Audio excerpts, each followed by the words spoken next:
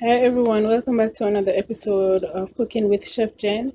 And today I'll be showing you how I prepare my roast chicken. So you need a whole chicken for this recipe. We will be making a brine first to marinate the chicken in before we roast it. You're gonna need a 5-quart pot, and I'm going to fill this halfway with water. And I'm going to warm the water on the stove, and then I'll add my seasonings to it. So I'll add thyme.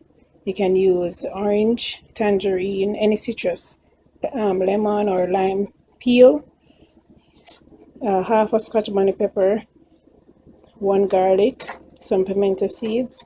Use a quarter cup of sugar and salt. So quarter cup sugar, quarter cup salt, and some scallion. So you can use a stalk or two of scallion. So first I'm going to get the water in here, bring it to a boil, add these ingredients, and just let the ingredients seep into the water. And then when the water is cool, like room temperature, I'm going to add my chicken and let it marinate for 8 to 12 hours. So this is what it looks like after I've added everything to the pot. So I fill up the pot halfway with water. I've added my quarter cup of salt and quarter cup of sugar.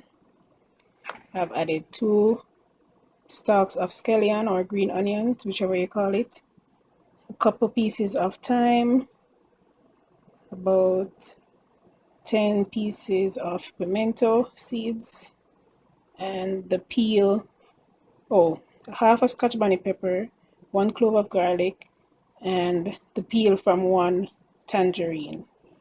And as I said before, you can use orange peel, lemon peel, lime peel, whatever citrus fruit you have around your house.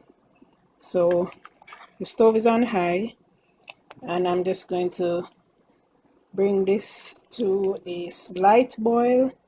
Then I'll turn off the heat and let it come to room temperature, and then I'll just rinse off my chicken and add it to the water. Okay, so this is what it looks like.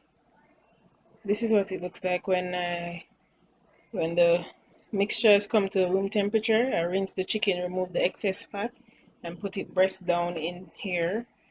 Now I'm going to cover it with a lid and put it in the fridge, and then I'll continue tomorrow. Okay, so it has been almost 24 hours since the chicken is in the brine.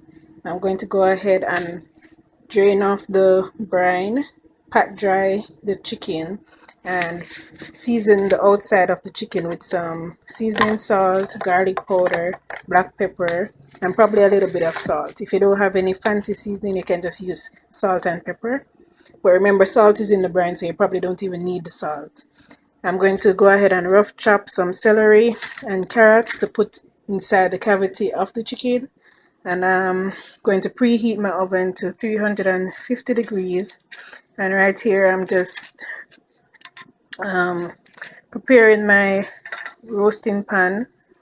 I don't have a grill for this pan, so I'm improvising, and I'm using some foil paper.